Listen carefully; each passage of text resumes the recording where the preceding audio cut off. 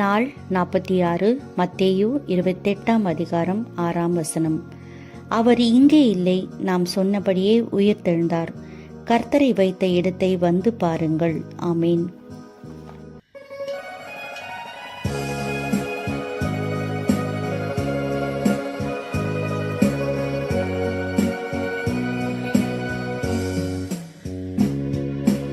உயிரோடு எழுந்தவரே, உம்மை ஆராதனை செய்கிறோம்.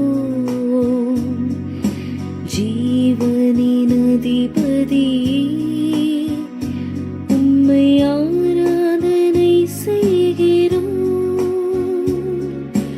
உயிரோடு எழுந்தவரே, உம்மை ஆராதனை செய்கிறோம். ஜீவனின் அதிபதியே, உம்மை ஆராதனை செய்கிறோம். அல்லேலூயா, ஓசன்னா. அல்லேலூயா, ஓசன்னா. அல்லேலூயா, ஓசன்னா. அல்லேலூயா, ஓசன்னா. கிறிஸ்துவுக்குள் அருமையானவர்களே, இன்றைய நாளின் சிந்தனை பொருள் உயிருள்ள கிறிஸ்து. 3 சிந்தனைகள் நமக்காக. முதலாவது, அவர் உயிருள்ளவராய் இருக்கிறார். யோவான் 2 அதிகாரம் 19 இந்த ஆலயத்தை இடித்து போடுங்கள், 3 நாளைக்குள்ளே இதை எழுப்புவேன் என்றார். யோபு 19 அதிகாரம் 25 என் மீட்பர் உயிரோடு இருக்கிறார் என்றும் அவர் கடைசி நாளில் பூமியில் நிற்பார் என்றும் அறிந்திருக்கிறேன்.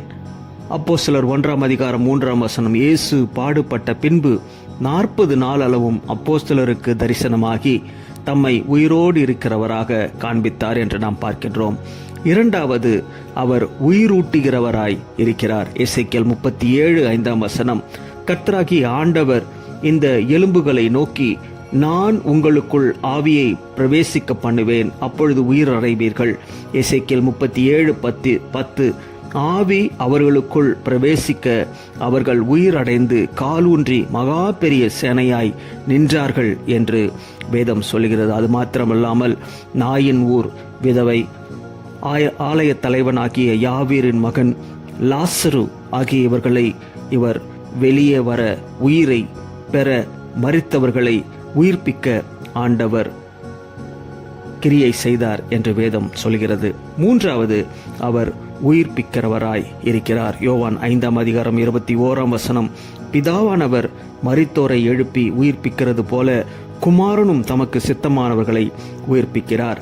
சங்கீதம் 19:7 கர்த்தருடைய வேதம் உயிர்ப்பிக்கிறதுமாய் இருக்கிறது என்று நாம் பார்க்கின்றோம். எனவே அவர் உயிருள்ளவர், அவர் உயிரூட்டுகிறவர், அவர் உயிர்ப்பிக்கிறவராய் இருக்கிறார். எனவே அவரை நாம் மகிமைப்படுத்துவோம், அவரை சார்ந்து வாழ்வோம், அவருக்காய் நம்முடைய வாழ்க்கையை ஒப்பு கொடுத்து அவருடைய பிரதிபிம்பங்களாக இந்த உலகத்திலே நம்முடைய வாழ்வை நாம் தொடர்ந்து செயல்படுத்துவோம். எங்கள் அன்பின் ஆண்டவரே, நீ தந்த இந்த நல்ல நாளிற்காக நன்றி ஆண்டவரே.